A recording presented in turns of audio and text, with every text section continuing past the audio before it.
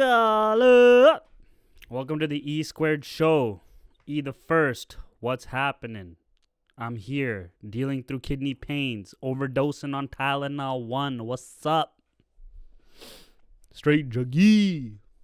Yo, this guy's a druggie and shit. Fucking Tupac, Baba, yo. Punjabi, yo, fucking, yo, you think you're Tupac and shit, bro? Punjabis are the most brain dead people, and I've just been stewing. Don't worry, I read the people's comment. Oh, sorry, that was the comment from one of the dude's videos. Yo, I've prepared a little bit, got some notes, got some videos and stuff on the other side. Need to put some music on though. Bear with me.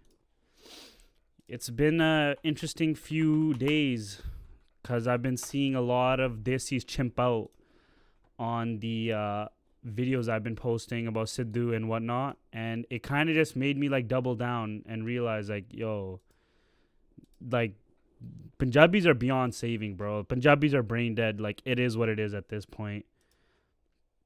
There's nothing we can do to save them, to bring them back. And I don't mean that to be mean. I just mean that as an observation. So let's run through how Punjabis are some of the most brain dead people on the fucking planet, okay? So I think it starts with a conversation I had with a guy on Discord, right? This guy fucking wasted 4 hours of my time that I could have been spent talking to the other homies where we end up going down some crazy rabbit holes. You know, one night we were going really deep into like Renaissance painting and sculpture and how like, what would the sick version of that stuff look like? Like if I was in charge of a sculpture project, what would be the first thing I would want to create in marble to like historically set our print into the canon of art? You know, these are the type of conversations we be having, all right? What kind of pose and emotionality do you want from your art, and how do we enter the art canon of the world? And this fucking dipper enters the conversation on the Discord and wastes my time for 4 fucking hours, okay? And a lot of people aren't going to agree with this, but again, it's because Punjabis are brain dead. Our argument has been now for a time that Sikhi needs to be spread, and when I mean spread, given awareness to other places in the world. Punjab is a lost cause. Punjab is a fucking colossal waste of time of doing prachar there. Okay? If in the land of the gurus, where all the Sikh history has happened, people cannot like get to Sikhi, and they need like Sidhu Musiala to basically tie pugs, even though they're still fucking Monna and stuff, then it's like, what are we doing here, bro? There's so many other people have no clue what the fuck Sikhi is, and that maybe they would be like, yo, interested in what this stuff is, because at this point, it's a lost cause. So I'm literally having to explain it to this guy. This guy's for fucking 4 hours going, oh, so you're just going to convert people? So you're soliciting the message of Sikhi? All this dumb shit. And at the end of the 4 hours, right? Because other people are listening. They're like, brava, I want to go to sleep. And I'm just like, bro, I'm fucking done too. Okay, fine. He's like, no, bro, but I do agree with you. Then I was like, why the fuck did you just make me go around in circles? Yo, there's a drug problem in Punjab. And I'm like, okay, like, how do you fix that? Well, I have no fix for it. But, you know, we have to throw more money into Punjab. And I keep telling people that you're throwing money in basically a rental house at this point. And I'm talking to this guy, and I'm literally like, pulling my hair out at everything that happened. And then the homies that were in there after we talked were like, yo, this guy basically kind of proved the point of why like Punjabis are brain dead. And culturally and everything else, like there's just so much shit to go down. Everyone's about to get smoked today. Even me. Fuck it. I'm an idiot too. And I'm basically looking at it like this, right? And to set my point home, let's look at what like Mahapor are saying even in the Sikh community, right? So my thesis is, yo, fuck it, like whatever, Punjab is Punjab. If people are gonna go become Christians, they're gonna become Sikhs. Like it is what it is. Who cares at this point? 8 billion people out there, and maybe 1 billion people know what Sikhs are. The 7 billion that don't know, let's go talk to them. Let's see what time they're on, okay? And so I'm a heretic for saying something like this, but then you look at a video like this. So Sant Baba Mohan Singh Pindarale is from the Pindaran Jatha. He's like well learned. He's not some rando guy, right? He literally has Sant and Baba in his name to be like, yo, this guy's like learned at the next level type of guy, right? Like, let's see if we can find a picture of Sant Baba Mohan Singh.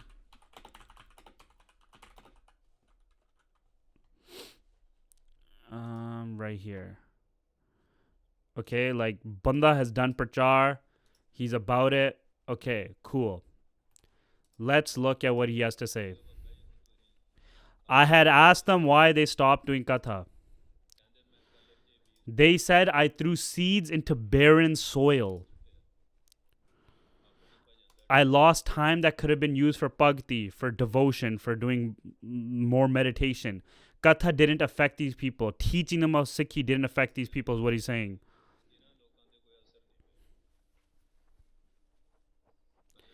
The Mahapor said that they threw seeds into barren soil. Punjab, the land of 5 rivers, where the soil is so lush. This Mahapur, which is like a guy with such a great level of understanding, is like, I'm fucking talking to retards. Okay? That's what he's saying, basically. That I'm talking to such brain dead fucking people that this is a waste of time. And when a wise person sees that no one values their words,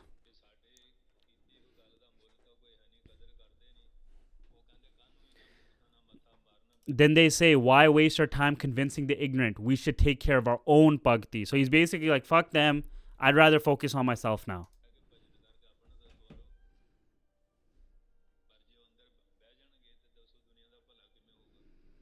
If they become closed off, how can we benefit? But it's a public's responsibility to value and respect the bachans of Sant Mahapurush.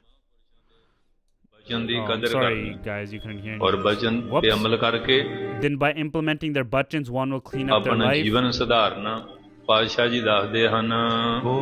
Okay, whatever. That's basically what he said. In short terms, this Mahapurush, this greatly divine character, I don't know what I'm saying, this greatly learned, smart, Brahm Gyan man who has so much knowledge is basically saying it's a fucking lost cause to tell the people of Punjab about Sikhi. You're throwing seeds into a desert, motherfucker. That's basically what he's saying. And now, what I just said, when we clip this and put it on Instagram, the comments will be flooded. Bhai, you're swearing and talking about Mahapurks in the same sentence? That's what the level of conversation is going to be. Not the fact that you have these sants, these learned people writing off all of Punjab. They're going to be like me. How could you swear and talk about these sants, bro? Tupac Baba? Again, brain dead people, man. And so you deserve it. Like, you deserve all the bad things happening to you guys because you have just gone completely brain dead in every single category of life where it matters, okay? And this is the first one. This is on a spiritual level, Punjab's a write-off. Brain dead, what are you doing? You're wasting your time there. Like, Sikhi has no real relevance anymore in people's lives. You know, people are amalgamating into the rest of India, whatever. And it's no better in Canada. It's no better in any of the other diasporas, which will be a completely separate pod that we'll talk about. So, what is the solution? It doesn't matter if there's a solution because it's not going to apply to Punjabi people. If we have a solution, it's going to be for non-Punjabi people because the best thing the best export that Punjab has had probably in the last 1,000 years is Sikhi, and we're going to use that elsewhere. Punjab is like, first off, you can probably argue that Punjab is the cradle of civilization. I would also argue that it's where high civilization took off in the first place. The Mahabharata, the foremost important text in the dharmic world, the text, the longest spiritual text that ever exists, Where is it written? Where is it mentioning? Like what area? Punjab. Harappan civilization? Punjab. Okay? The gurus come from Punjab. Buddha potentially traveled through Punjab. Most likely, the Buddhas Buddhas and the Buddhists traveled through Punjab to get into East Asia because like it's either around the Himalayas or it's across Nagaland area into China and stuff.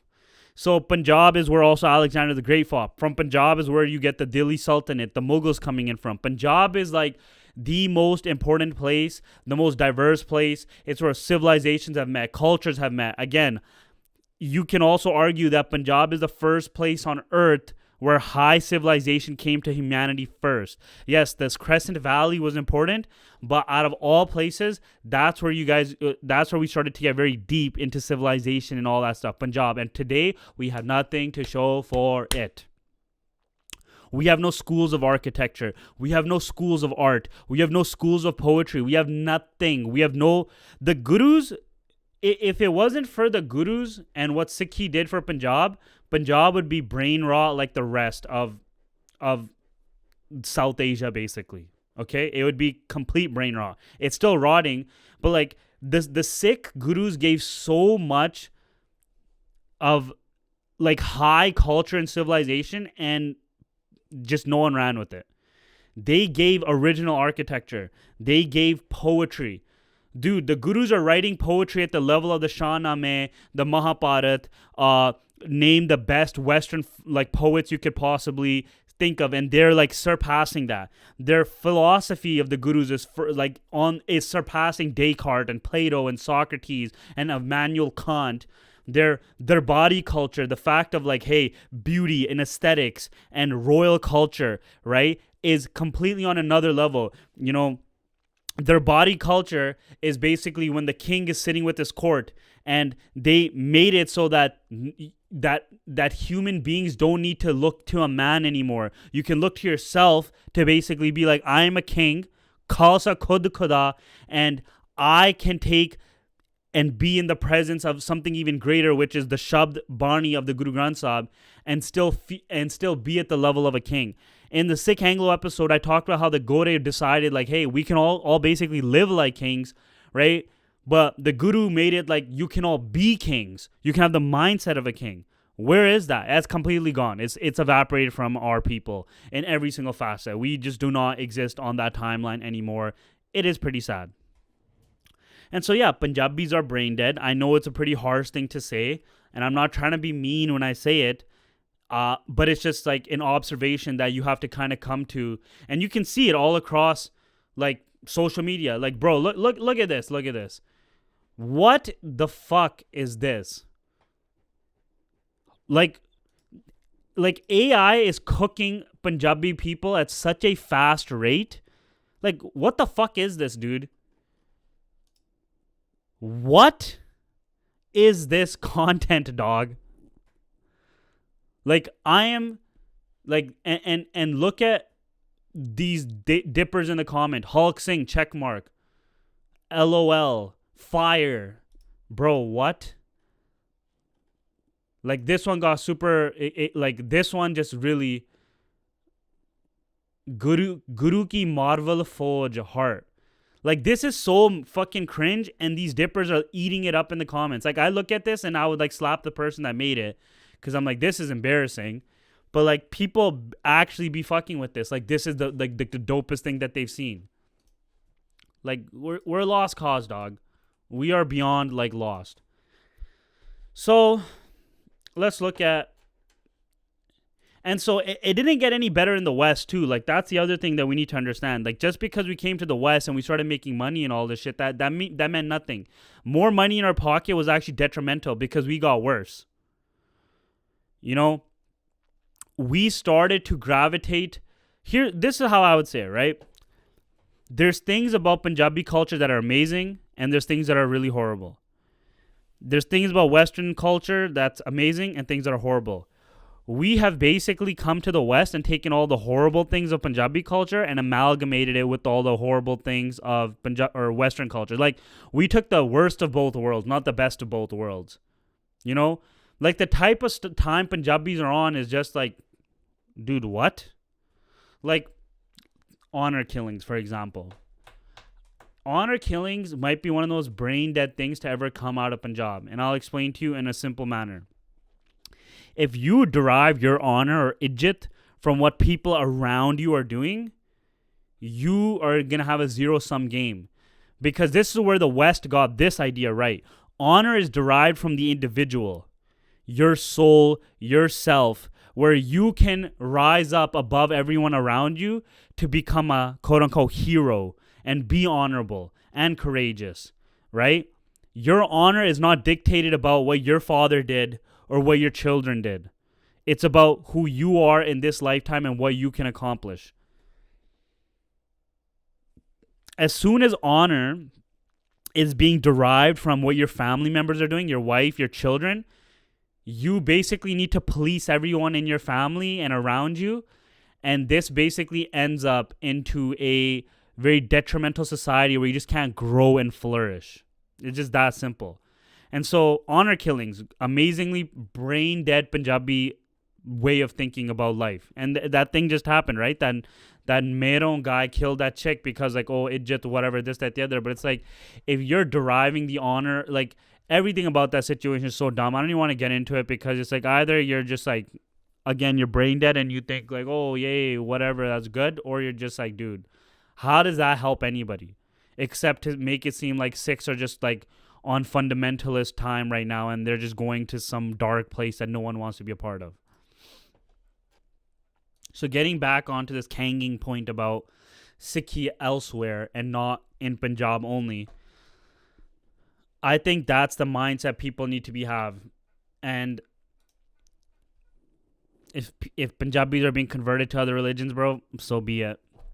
You know, you kind of want to get it concentrated. Like one of my boys, he basically goes like, if you're into Sikhi and you're Punjabi, you in history and you can continue it on in your family, it'll be like the Sayyids.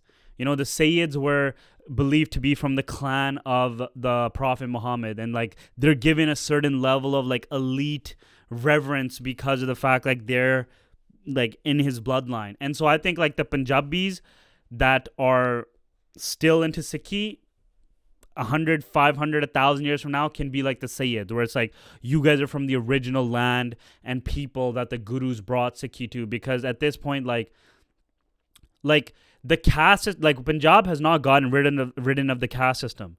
It's so bad. And again, like Punjabi culture is influencing Sikhi, which is making Sikhi more brain dead. And an example is like there's certain dals and sampradas and jathas who like do separate battas of Amrit for lower caste and higher caste people. And then you're wondering why people are converting to other religions that they don't believe in a caste system. It's like because if your caste system is making you into a second-class citizen within a religion that's supposed to be egalitarian and equal for everybody, and like not only like the men of the religion, but the men and women, and you're still creating divisions along caste lines, dude, how are you surprised? Like it's just brain dead thinking at the end of the day. There is no chance for redemption basically when you're ingraining so deeply the caste system. Like honor killings, the caste system, like what are the redeeming qualities of Punjabis? Like if you talk about Punjabis, their best thing that they can talk about is "Main kada paya." I got a kada on, bro. And you know Guru Nanak, he talked about langar, free food. We give free food to people. That's not what langar even is. Langar is not about free food. Langar is about sacrificing your dollars and your money for the less fortunate, so that the community has food. It's not just a free food fucking kitchen. There's a spiritual aspect to the community service that langar is supposed to bring. It's supposed to connect people of all social backgrounds and be a moment of humility to basically come together to eat and to serve. Not just, hey, it's free food. Like if you have food in your house, like you're not supposed to be eating langar just cause. Like langar is supposed to be for those without. And like, yeah, sure, if you're hungry at the gurdwara, you should eat. But like, you know, I was around people that were just like, yo, I'm good. Like I'll do the seva for the langar. Like I don't need to do this. You know, it's like when people come to your house, you don't serve yourself first. You serve the guests. You go, hey, you guys need to eat first. And then we'll eat, or we'll eat after. Like, we want to make sure our people are fed. So when you're a Sikh of the Guru, like, you want to make sure everybody else is fed. Then yeah, maybe afterwards you partake in stuff too. But like, again, like the way that we have conceptualized everything. Oh, langar is just free food, bro. You know, that's what my religion tells me. You know, we wear the 5Ks. I wear this kara. Like, that's just like how stupid. Again, like, how do we explain Sikhi? Again, coming back to the whole philosophy part, like, Sikhi is so deep in poetry and poetic meters, and how, like, even Juggy Sahib, like, the Mahapors, the sons, they can spend their entire lifetime talking about just Juggy Sahib. Like, Osho has talked about it. Sant Gurbachan Singh, all these Mahapors, all these people, they're like, holy, this is so deep and stuff. And yet, like, people's biggest takeaway for what Sikhi is free food, bro. That's how you know we've lost the plot.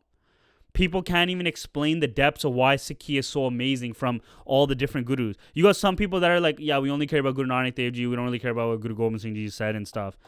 Yeah, so I mean, yeah, these takes are hot, but it's like, I'm just dealing with this so much on regular. Like, let me explain this to you, right? Working on the Sikh anime, crunch the numbers. On a lower level estimate, 100K. Higher level, 200K to get this trailer done and get our foot into the door. Because again, I'm on the vibe of, hey, let's get everybody understanding what Sikhi is. Okay?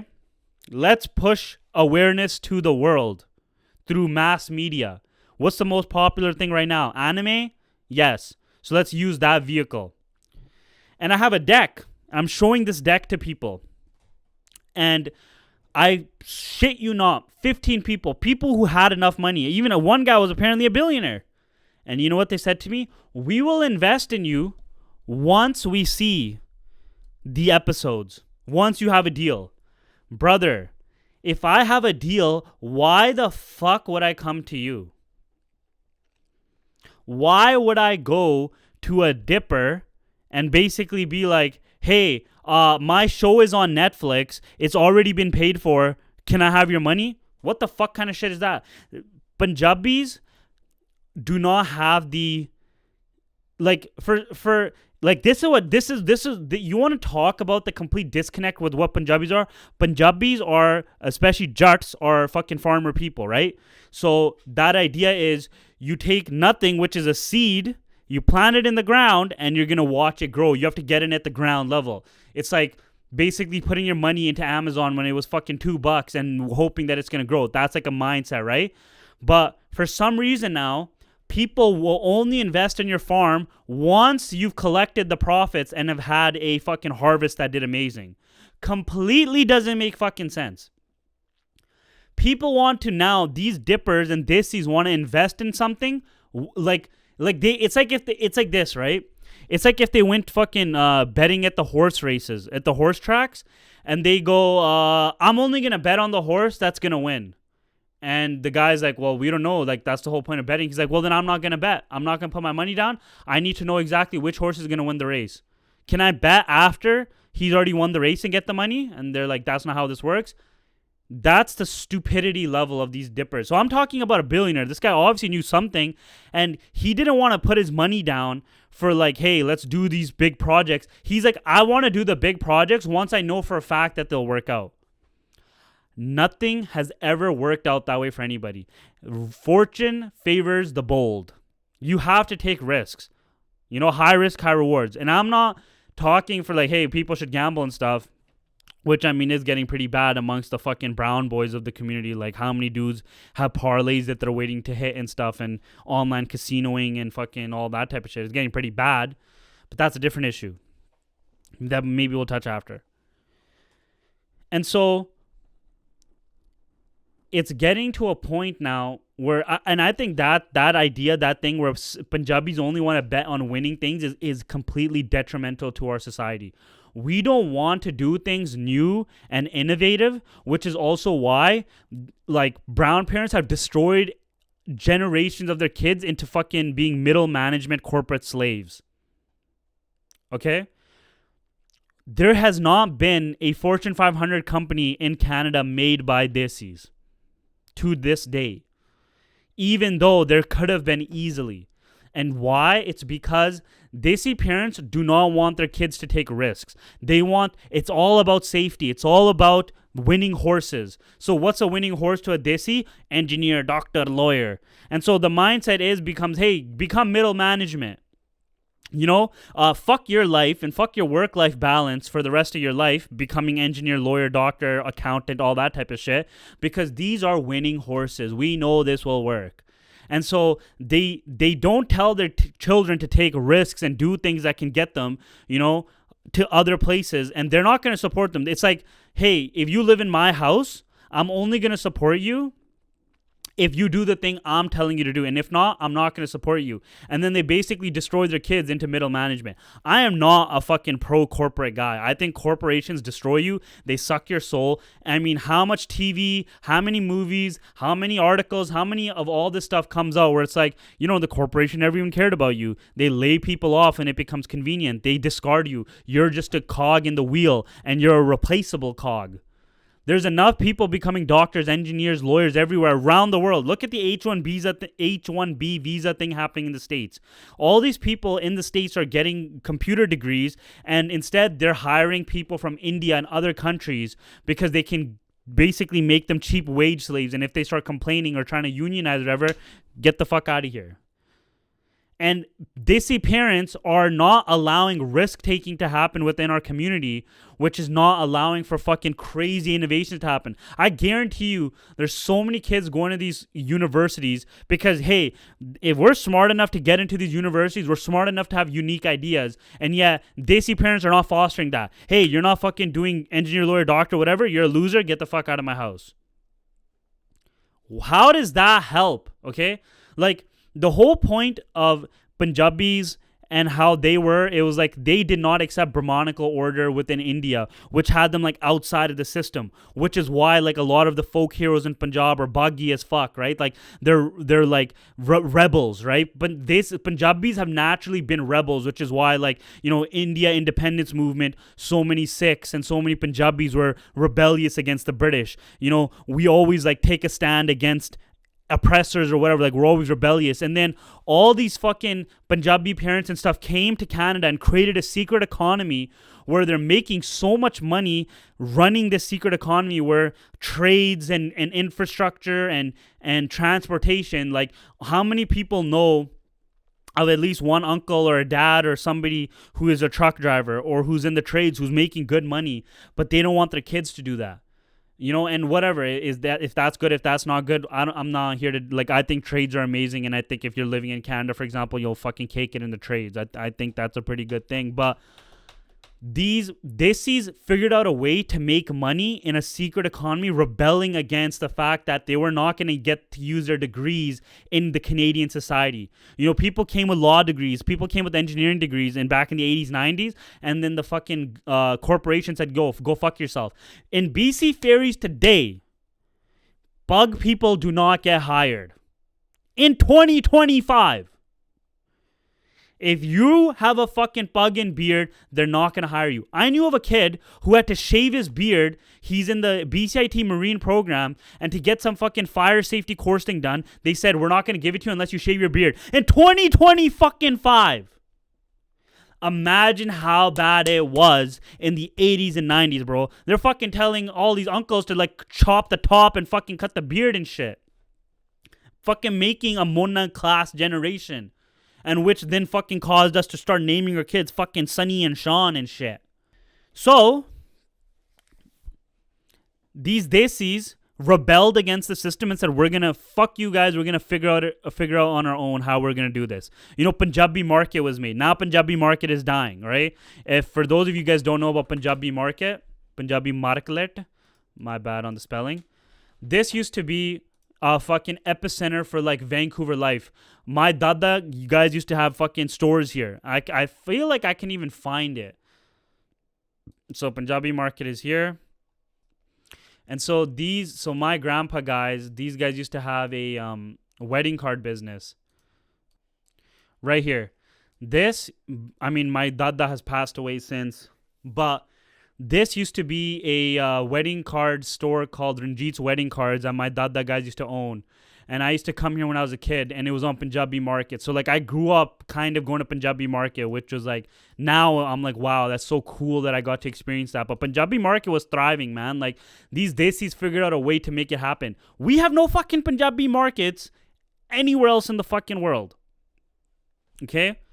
Let's see. There's Chinatowns in almost every major city. There's Little Korea, Japanese towns, or whatever the fuck they're called. Where's the Punjabi markets anywhere else in the world? Yeah, Suri is basically like a de facto complete, but like, you know, that's its own amazing thing that we did do, where like a lot of Desi just congregated to Suri naturally. But other than that, like, where is that? So the secret economy was working, that rebellious nature, and so many desis, like think about this, man. The desi dream is basically being able to come to Canada without speaking a lick of English, and you can become a millionaire just dealing with other desi people. And so many people have achieved that dream, but people don't want their kids to achieve that dream. They want their kids to either fall into this idea of social mobility, and if they don't, then you're a loser. Get the fuck out of here. That's a horrible way to allow our kids to become, you know, trailblazers and create a new generation of wealth, like true generational wealth that can be passed on to kids. And this is another thing.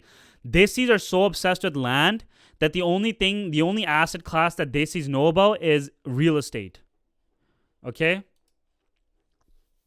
Real estate is decent, but it should not be the best asset class, yo. Fucking stocks, bonds, gold, precious metals. Gold maybe a little bit, but real estate like traps you. Real estate is a liquidity trap because it costs so much to maintain. It costs so much to upkeep. You know, renting it out isn't as worth it as you think. But because we're so glued to the idea of land because of fucking coming from Punjab and stuff and owning land, that like we come to other places and we start buying up land, which is good in a sense where like we have ownership of our own homes and stuff. But as far as an asset class is considered, it's not the best at all. It can be a money pit actually. And so like, yeah, that's kind of like, you know, Punjabis aren't fully brain dead on that, but like the fact that they don't diversify is kind of brain dead, you know?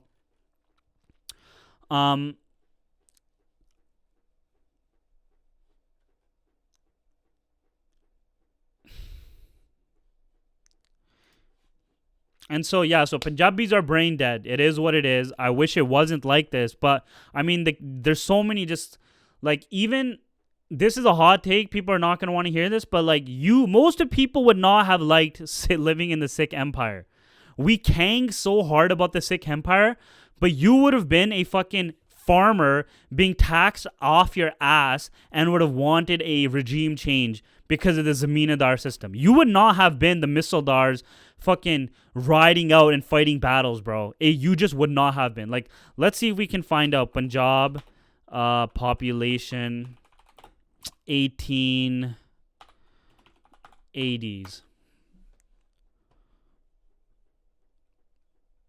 Okay, it was 20.8 million people.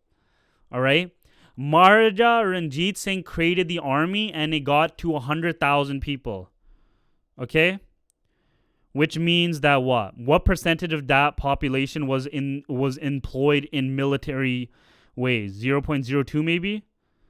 No, less than 2% of Punjab population was in the army. So you would have not been that guy. You think you would have been fucking fighting on the front lines and fighting with the British and all this shit? Hell no, that was not you, my brother. You would have been toiling in the fucking fields, paying these crazy extortionist taxes, and would have hated the regime and wanted economic reforms. Okay? So we kang way too much about Sikh Empire. Yo, it was great. It did a lot of good things, but you would have not liked it, I promise you. And people cannot accept that fact. People cannot look at, and that's the thing, like, we have now also been, like, inundated by the fact that, like, American psychology of, like, there's, like, a quote that's, like, everyone in America is just a temporarily embarrassed, everyone's a temporarily embarrassed millionaire.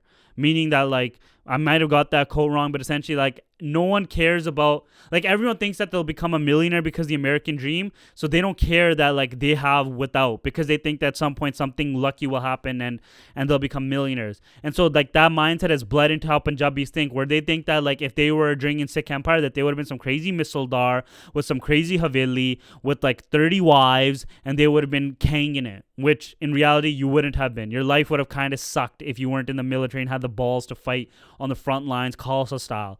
You would have been a fucking laborer toiling in the fields, and if your zameenadar or person like in the Rakhi system said, hey, I need more fucking taxes, you would have had no choice, and if you refused, they would have beat your ass or killed you. That is the truth for the average person. And so the Western system has allowed us to fucking go up. But again, we've gotten too indoctrinated in Western ideas, and it's completely destroyed us. Brown guys have gotten so deep into fucking degenerate.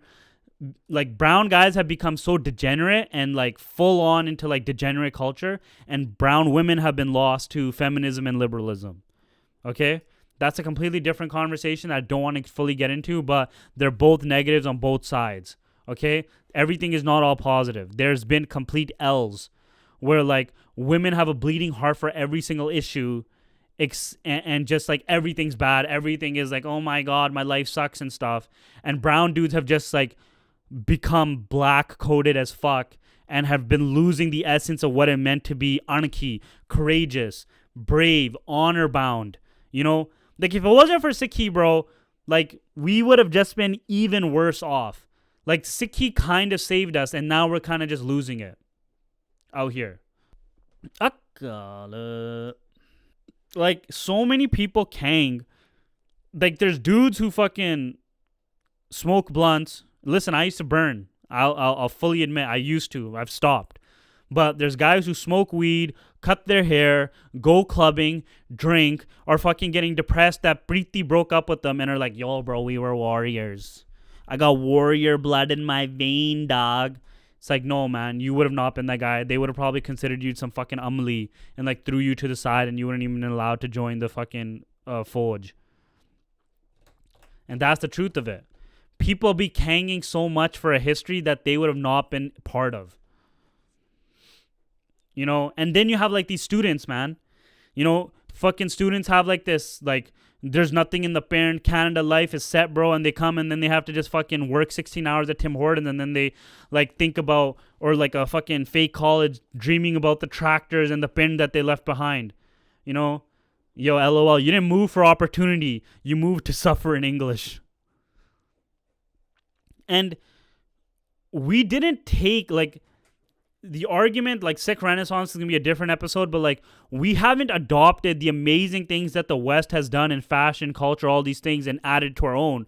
We're going for the bottom barrel stuff. Look at Punjabi music. Punjabi, I've said this in the Punjabi and Hollywood thing. Like, Punjabi music hasn't risen up to this crazy level. Like, I know people love all these goats, but like most of them suck in my opinion. Like, Surinder Kaur's voice is not that great. I'm sorry. If you can't admit that, then you just have no other musical taste. For Punjab standards, I guess she's great, but like overall, she's not good.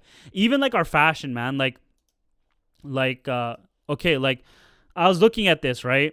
Like, this chick looks like she's wearing a fucking like comforter on like a bed, like a bedspread. Looks like a bedspread to me. Like the fucking, it doesn't matter how much plastic fake fucking whatever it's called, like embroidery stuff that you put on the suit. It's still just dog shit fucking quality. Like when you look at couture dresses, man, it's all about cuts, fabric, shape. Like, the coutureness is about completely shaping it to a woman's physique and totally understanding what she's about. You could take just a simple material, just white. There's no fucking, crazy designs. There's no, embossed plastic, whatever. Obviously, some of them have it too. I'm not saying it's not without. But the thing is like they're completely understanding how to feminize the physique to another level. This is just smoke and mirrors. Okay? This is just like, let's just throw as much ornamentation onto the suits to make it like look like we're doing a lot of something when we're doing nothing. And like, so I came across this picture on Instagram, and this is beautiful to me. Okay. Like, Punjab used to be known, like India and like in the ancient world and throughout history was known for its silk and like just not just it's silk, but it's what's it called? It's textiles. You know, the jewelry here is beautiful.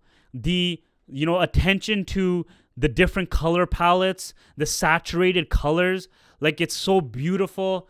Like obviously this is just like a simple painting that some guy did from his mind and stuff, but I do think that there's like an elegance to this that we have completely lost for this like gaudy, like these more like non-saturated tones where it's just like they don't look that special to me anymore. They don't look like wow. They just kind of look like meh, whatever. Even our jewelry pieces, man, like obviously high jewelry is not something affordable, but like, you know, there are nice diamond cuts and stuff that you could do, amazing pieces of jewelry and stuff, but like the stuff that they're getting from these like stores, like we have allowed these like dipper uncles and aunties to dictate like what our styles need to be, and they haven't done a real great job of it. They haven't pushed the boundaries on like, what the hell is this though? She's wearing a bug? That's crazy. Like, this is a simple, like the suit is simplistic in its essence, but they're trying to doll it up with so much stuff. I know I'm gonna get so much hate for this. I don't give a fuck, man. I'm hating on everything right now. I think that's like regularly what I do, and people are kind of knowing me for. But like, this just looks like it just straight up looks like fucking like comforters and bedspreads to me, like colorful bedspreads.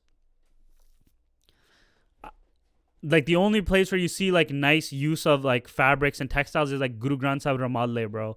Sometimes you see such beautiful designs, such elegant colors all coming in. Like this is just, let's take a fabric, let's slap some fucking pattern of plastic on it and call it a day.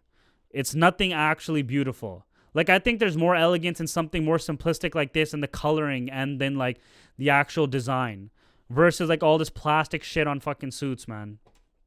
Trash. And then obviously, I mean, boys are just wearing suits, right? Like, what's that? And like, we become so brain dead that like people are so, like, if you want to know what a poor person is gonna wear, it's you've seen the memes on Instagram and all that stuff of like look at fucking Mark Zuckerberg. It's called like silent fashion or something, or like, what's it called? It's called quiet luxury, I think.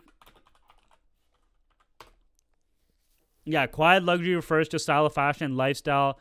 Basically, it's like what rich people actually wear, where it's not something that looks crazy, right? Like, it looks very simple. It's all about quality, cuts, and durability. You know, you're not getting the, like, when fucking dipper aunties and dipper dudes are grabbing, like, fucking Gucci wallets and Louis Vuitton bags or whatever, they're not grabbing the $10,000, $12,000 pieces or Birkins. You know, they're grabbing what they can barely afford to basically show off to their fucking prone, like, look what I got. And that's another thing, bro. This is, like, the lok ki kaunge or whatever thing that's been kanged a lot about now, when people talk all about it. First off, you should give a fuck about what people have to say to a certain extent if you're being a complete fucking lun.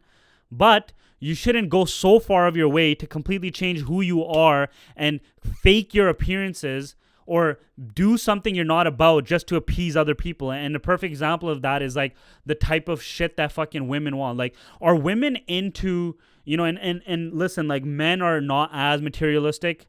They are now. Like, dudes want to buy Gucci shirts and fucking stuff with the name brand. Like, dudes want to wear such loud stuff. I have a homie who has like a Dior shirt that just says Dior all over it. Like, he couldn't have been more loud at what he was saying if he fucking tatted Dior on his forehead. Like, bro, we get it. You fucking bought a $600 shirt. Good job.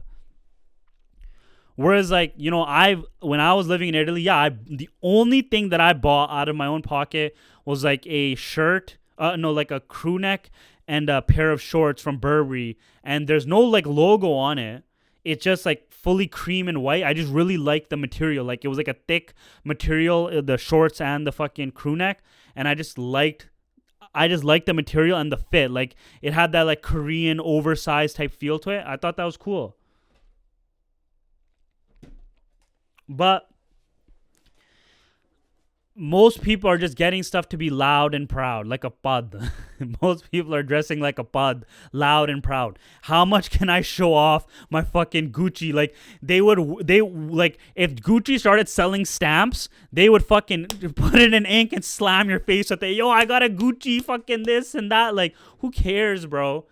Like, what's your style? Like, I think people who dress eclectically, where like they have like worn out Converse shoes and they thrifted their like style and aura is not about the amount of money you drop on your fit, which a lot of Desis basically have like been convinced of that's what it is at this point. You know, like VVS diamonds, right? Like people just know what diamonds are, but they're not like if you go on Sotheby's, bro, like if we want to take our people to the next level, start buying art, start investing in heirlooms, start doing things and thinking beyond your own people.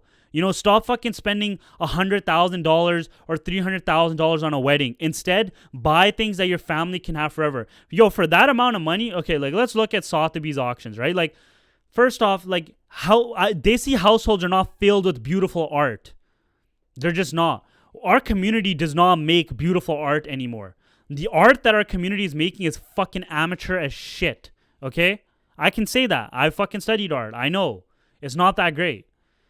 You know, like, I would say that, like, from now on, you know, Bande should buy watches that are going to go up in value. Okay? Yes, buy a Rolex. Not just because you can flex it to everybody, but the fact that, like, hey, this thing holds its value and you can, like, you like sell it later on in life, right? Like every banda should have one good timepiece, right? One good watch, I believe. You know, I don't know how this got so much into fashion now, but it is.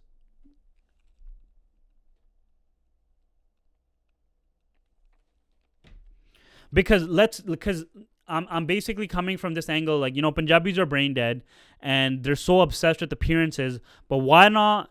And appearances do matter, you know? There's a reason why I'm Tupac Baba. Like, I do think aesthetics, proportions, all that stuff matters, but it's like, how do we go about it, okay? Yes, I know a lot of people want to do fucking APs, and you literally have an artist named AP Tillon because of that. But, yo, a one-time piece, something that can hold its value, it's important. You know, instead of just buying real estate, yes, have a house, own your own house. You don't want to be a fucking rental slave, but also diversify your funds, buy insurance, buy fucking stocks, buy bonds, invest in things. You know, yes, you might lose some money, but you might also gain, yo. Equity is important in companies. You know, we need to have that. So, yeah, like Rolexes are kind of like not too expensive. Like if you go on Sotheby's, like look, 7,800 for the Sea Dweller, you know, or the Oyster, you can get it for like under 10 G's. I think it's like, again, instead of the fucking crazy ass wedding, do something smaller, do something more intimate, do something more beautiful, really care about your aesthetics, and then, you know, spend the other money on creating wealth. When you buy things like this, you're actually creating wealth because you're not just buying it. Like when I was with somebody, the first few months, we just kept buying gold. Okay? Look at this. Look at my buying acres on Vancouver Island, buy houses in Surrey. Like, this is the type of stuff I like to look into, you know, acreage. Because I believe that, like, we can turn the area of BC or wherever Desis are, basically, like, we can turn it into manors. And what I mean about that is, like, British Lord Manors. Like, this type of stuff. Like, we can get to this level, okay? It's not hard. It's out in the countryside of fucking of like on Bowen Island. Like, let's take an adventure down here. What am I gonna go? Okay, let's go to maps.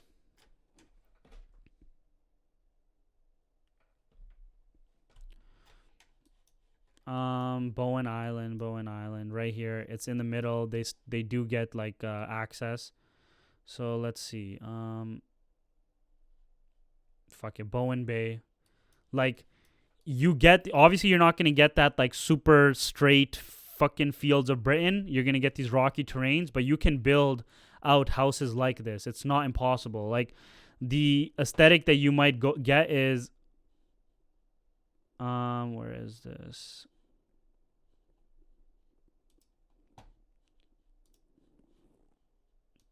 like right here.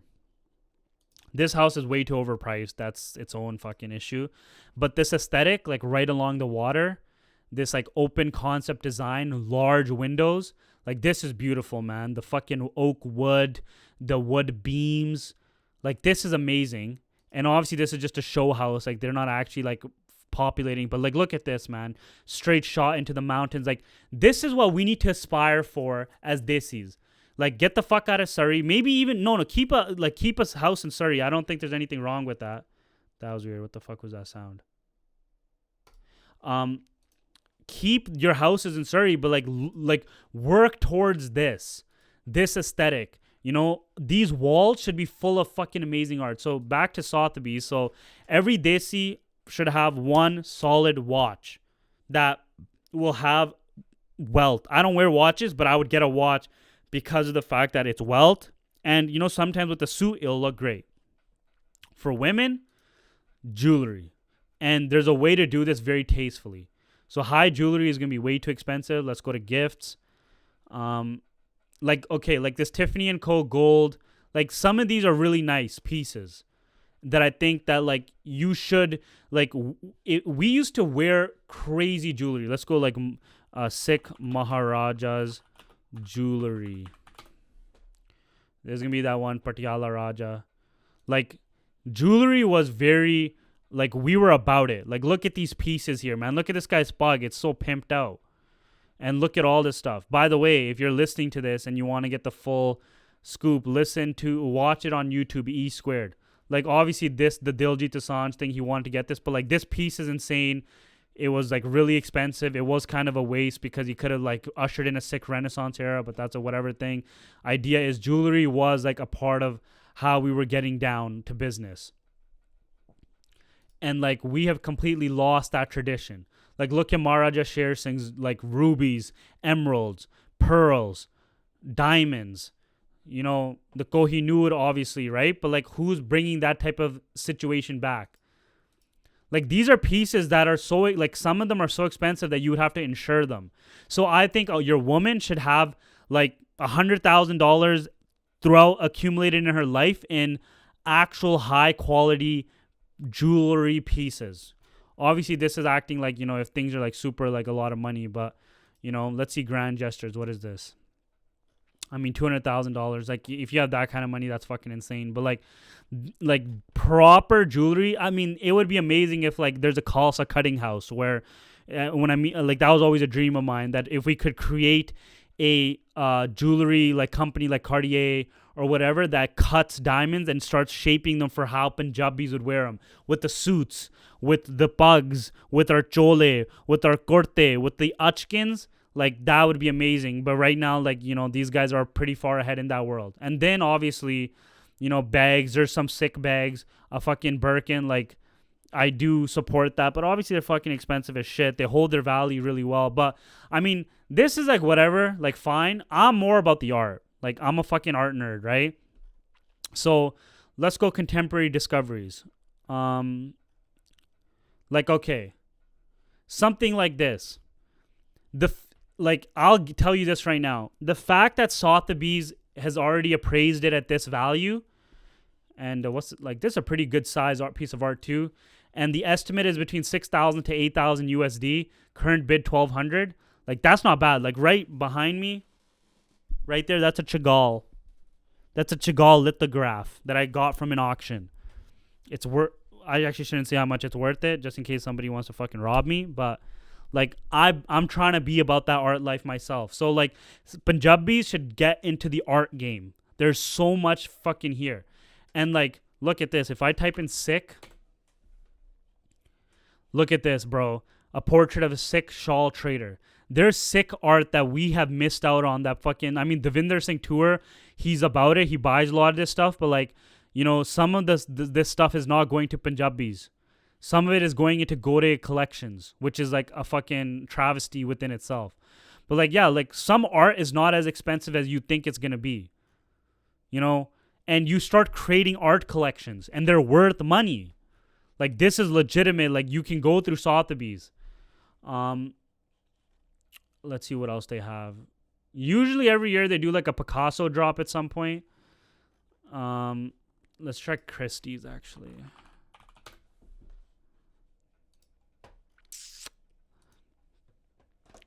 This is the Punjabis are dead, brain dead part. Okay, let's see. Upcoming auctions. So there's a lot of contemporary stuff, and you should get in on the contemporary stuff because, yes, it's not a Picasso, but it's not going to be as expensive as a Picasso. And some of the stuff, if you do enough of your research, like, you know, that's why I do have the art history degree. I could do this. You know, hit me up for your fucking artistic needs and shit. But, like, there's some things where you can buy a certain amount of contemporary pieces of art and start creating a collection of your own. A lot of people in, like, high places society have really amazing collections. So, like, I don't know, man. Depending on, like, how your house is, like, looks like, you could go for some of these pieces that are actually, like, really nice, and they would complement, like, spots in your house. Like, I think this is dope. And the fact that it's, like, only going for, like, 1,500 estimate, like, it's probably not that big in size.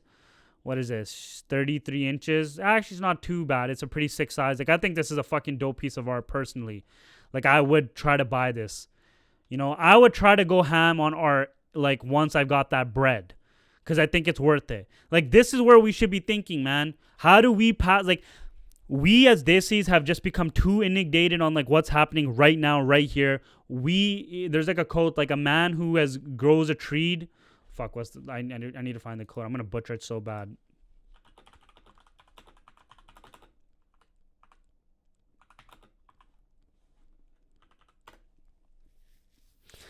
The one who plants trees knowing that he will never sit in their shade. Boom.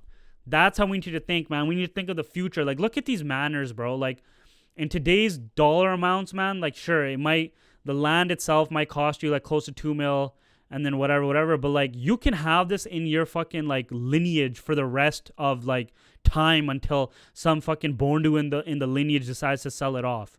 But until that time comes, like, these manors, like, you can have estates. That's why, like, the name is E the First. Because when I used to fucking go burn, like, a Amelie and was a dumbass, I used to go to BC Properties with my boy, and we used to see houses like this. And they were beautiful, okay?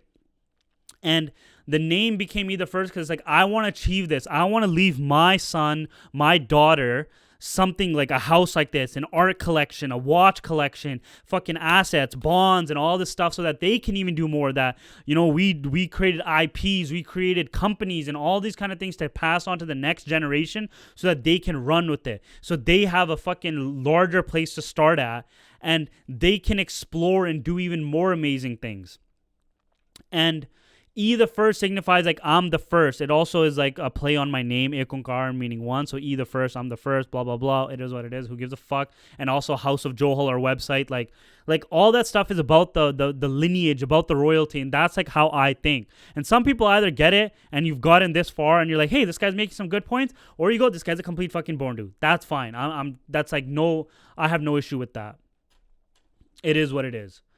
But I think, like, this is the places where we need to go, where we need to take our community, where we need to get away from, like, superstitions and caste and all this stuff and basically be like, yo, we are in the West. We are making Western dollars. We can compete on the Western market. Let's run with it. We have a fucking opportunity. Yo, Canada might be expensive and shit, but it at least has the infrastructure to like go fully forced, you know? You don't have to be stuck as a brown dude fucking clubbing every weekend, dropping money on fucking retarded kapade that are not going to hold their value in the future, or just like wasting money on parlays, man. You can actually ice out. I'm not saying don't be iced out. The Maharajas of old were iced out. You can be iced out, but in a way that can actually help propel your family into the future.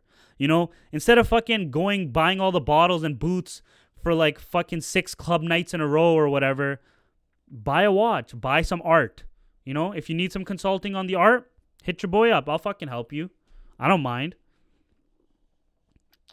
But we're not there yet. You know, we want to show off, you know, the Western fashion, the Western all this stuff, but we're not like getting this old stuff. Like, holy fuck, is this a Roy Lichtenstein? Whoa. Yeah, so like see how they're like 20,000, 18,000, 20,000. Like these are probably worth a lot. They're probably not gonna be that big in size, just because like Roy Lichtenstein's work does go for like really expensive amount. But like, you know, like look at this Andy Warhol. Like these are probably smaller prints and stuff, but like still like you can get some really dope shit. And so that's what I'm saying, man. Like there's a way to think forward. There's a way to create forward. Like we don't have to be brain dead. You know, we don't have to be stuck in like hanging on the past, hanging on Punjab. There's a whole world of opportunity. We can tap in with craftsmen in Japan. We can tap in with sculptors in Italy. We can tap in with so much other people. And that'll be the sick Renaissance episode that I'm going to do on a different time. But like, again, like, yes, Punjabis are brain dead, but we don't have to be. You know, I love my people. I think that there's a reason that the gurus chose us, the Punjabis. It's not just happenstance. This is water, by the way. Just so people are like, what a fucking Lorda. You know, I see this all the time where a lot of the new generation, they don't want to create something from the ground where they're at. They don't want to be like, hey, we're in Canada, I'm in this city, wherever. Let's do something here. Everyone just like, let's flock to America. America is where we're going to fucking take off. And yeah, a lot of people in America have made money, but they've also allowed their kids to become completely brain dead degenerates. So that's the trade-off. But I think we can accomplish all this stuff here in Canada. I think that we don't need to go to America to make money. We can do this all in Canada. And so, for example, Vancouver acres. So, okay, let's go. Bowen Island. Just because it's close enough to Vancouver and stuff. And let's go. Let's see how much acreage. Let's do 1 acre at least.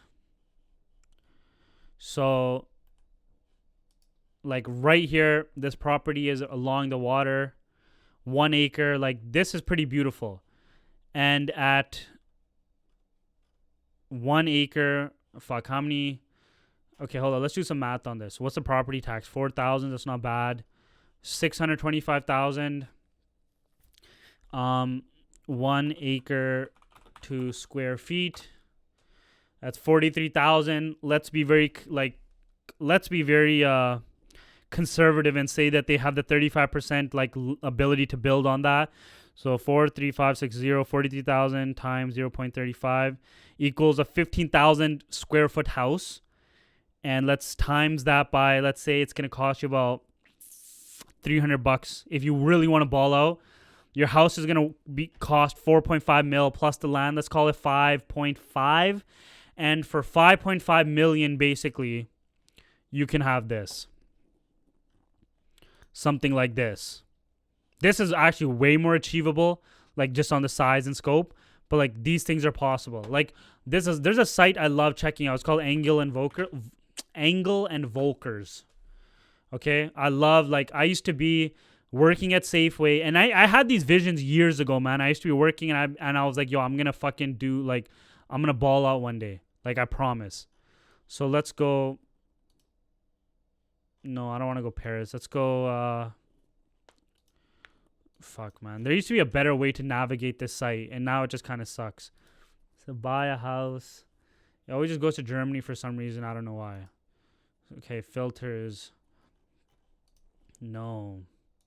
Fuck it. Let's just go to Italy. It's easier.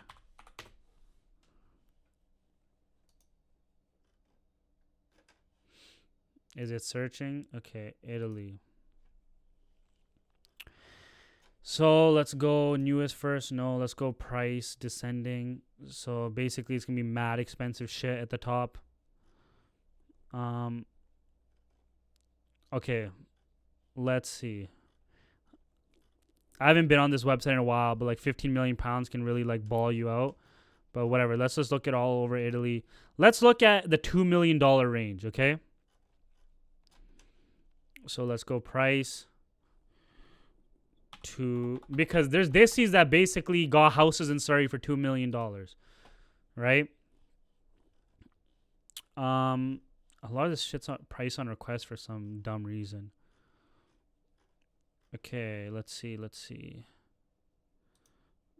I thought the min is 2 million. Oh, my bad. I meant the max.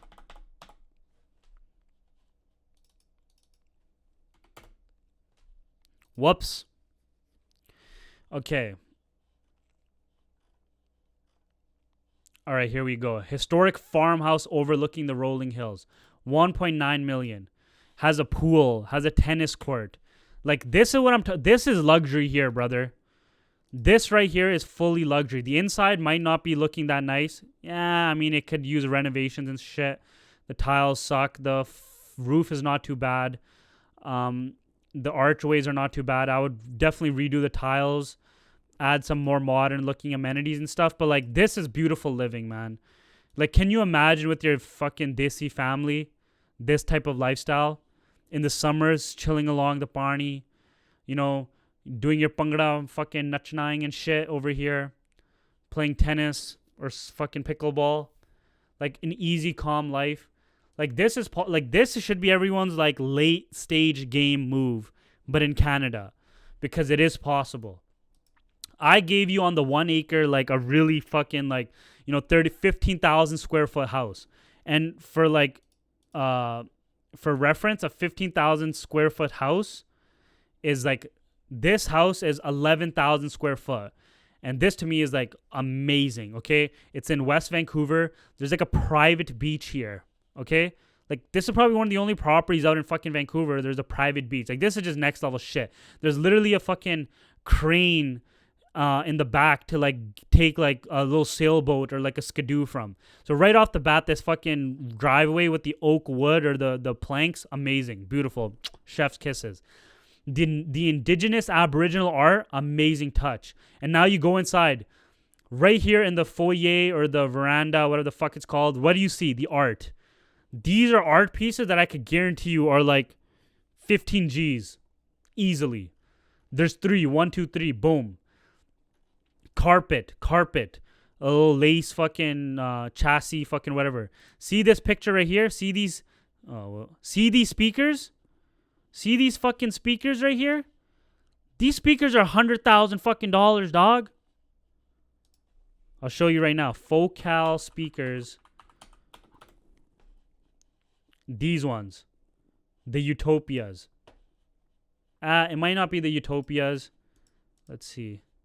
Fuck it. I don't think it's the Utopias. But even so, look at this speaker. I have focal speakers. They're not these ones. They're the entrance level ones. But these fucking focal speakers are 180 G's for one. For one. This one speaker is a down payment on a fucking apartment. This is a kind of wealth that Desis do not know about. That speaker is probably... It's probably these. So let's see. 11,000, 12,000-ish. Fuck, they kind of look bigger. But whatever, like you're almost dropping like 10 G's. It's definitely going to be more than 10 G's because my speakers are mad fucking expensive. My focals. And so just look at this, bro. The saturated, the vibrance, the art. These people clearly care about sound quality. You know, morally, they could be completely... Being morally in decline and brain dead are two completely different things. The British that conquered the Sikhs were morally bankrupt, but they were not brain dead. They knew exactly how to fucking play their cards right. They knew exactly how to finesse us. They knew exactly how to beat us. They played all the dirty tricks in the book. They knew. This is probably like either a wood piece or some marble piece. Beautiful. Like, look at the skylights. Like, Desis don't build their house to this level of craftsmanship. And also craftsmanship has just gone down in general. So I'm not going to blame Desis on that. But like, just beautiful. And this house was built in the 80s. It still has an elegance and charm of it. Like, I mean, like, look at the bathroom. Like, you could replace a lot of these things in here. The fixtures need replacement. The tiling is fucking old and trash. These tilings are trash. But the skylight, the natural, the way it's built, beautiful. Chef's kiss. You know, like, look at this, the elegance of this room. He just has like art lying around, the books. Like, even if you don't have the money to afford it, like, buy books, man. Buy art that is affordable. Like, invest in beauty around you, man. You know, Like I was very adamant. Like I might not have helped my mom fully in building the house, but the one thing I did do was build our fucking bookshelf, and our bookshelf looks insanity. It's insane. Again, more art. Do you see the fucking like these?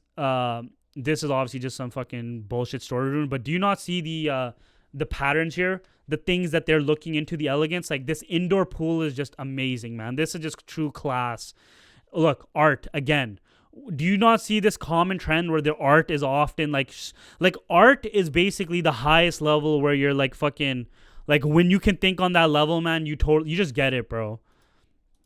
This deck is beautiful. You just get to look into English Bay. Again, more art on the outside. There's just art littered everywhere. The flower, the florals, like this is pure beauty. I like this like little hangout, the secret little hangout fucking bungalow situation. They even have they have a beach and a lawn, man. Like that is even just how this is all built, bro. This architect, man, like I wish he could design one of my houses, man. I totally would ask him to. Just the openness, the windows, like this is how I think. This is when I'm fucking talking to people. This is the type of shit I'm always talking about. Yo, how do we change our fashion? How do we get more art going? Like all this kind of stuff, man. This is where we take the desis. This is the future of our fucking people, man. And like we're being destroyed by Western culture and all its pleasures and all its tricks and everything and its stupid moral decay. And we're also Punjabi brain dead. It's the worst thing. And like, yes, if I'm going to be the martyr and people are going to be like, yo, fuck this, you're Tupac, Baba, whatever, I don't care. Because there's some people that will hear this and be like, yo, I want to basically, I'm thinking ahead. I want like, you know what's super dope about Gore? Yo, British family crests. Bro, like, we should start creating family crests for our families. Based on our last name. Like like when you're a Johal, a Gill, a Sandhu, whatever, like you're from a clan, man. And we were thinking on this level. And you can't say we weren't because look at the Sikh missiles. I love that the Sikh missiles are known as an aristocratic confederacy. Or an aristocratic confederacy basically. So like look at, do they show the like Sukar Chakia? There used to be like it used to show the different like banners or like fucking like logos or whatever. But whatever, like look at these names, man. Like if you're a Sandhu, you or a Hundal, you might have been like had some family members in the Nikai. If you're Baba Deep Singh Shahida Missile, Sandhus and Benepals. Like look at these names, Kang and Badesha. You know, Sandawalia Hair, Gill, Sher Gill, Virk, Taliwal, Sandhu. Like, be proud of the clan that you come from, man. Even the Ramgadiye, the Sandhus, the Tillons, like Aluwalia, like, yo, Sidhu Brars and stuff. Like, yo, we have rich history, but we can't keep hanging on the past. We got to move forward. Yo, there's amazing things. The best things from the British Western value-wise is certain things are like honor, that it's from the individual, not the collective. You know, the individuality aspects, these are good. Not going too lost in the sauce of like, you know, what are people saying and just completely doing only what people are saying that you should do. Like, you know, there's a fine line that you need to dance between them two, but there is a place that you can just go in. And one of the best things about the West is this ability, the marketplace, to get this, to pull your people forward, to push forward with the ideas and everything. That's why, again, Sikh anime is what we're about. It's what I want to push. You know, the art angle, the jewelry, the aesthetics, the fashion, the mindset, the philosophy, the poetry. Like, there's a reason that Guru Gobind Singh Ji had the Darbari culture, man. They were showing us how to live like kings. They weren't just talking about it, they did it. The Anandapur Sahib Darbar is where they literally translated so many different writings of different religions and different art, or like whatever. Like Guru Gobind Singh in Dasam Granth talks about like the Queen of Netherlands. He talks about Napoleon, I believe. He talks about the Chinese dynasties. Bro, we can do it all. We have the tools, everything. And so if you fuck with me, you fuck with this. Yo, I'm glad that you're listening. E-Squared Show, this is what's up. This is where it's at. Hope you enjoyed this fucking rant. If you didn't, that's fine too. It's all good. And with that, yo, E the first, E-Squared. I'm exhausted. But like, We'll get into Sikh Renaissance. This one is more about Punjabis are brain dead. Sikh Renaissance, the diasporas are another one, and then we'll get into some of the things I touched on this one in those episodes. And just in case, I want to make sure I didn't miss anything. No, I think that's about it. Punjabi phenotypes, we're definitely going to get into the diaspora because that's making people hella mad. And you just got to remember this, man. If you think that we're not capable of doing some of this stuff, Punjabis came from West Punjab with nothing, and we even turned the Malwa jungles into fucking farmland and turned that into profit. We can do anything. We just have to start changing our ways. Akkala.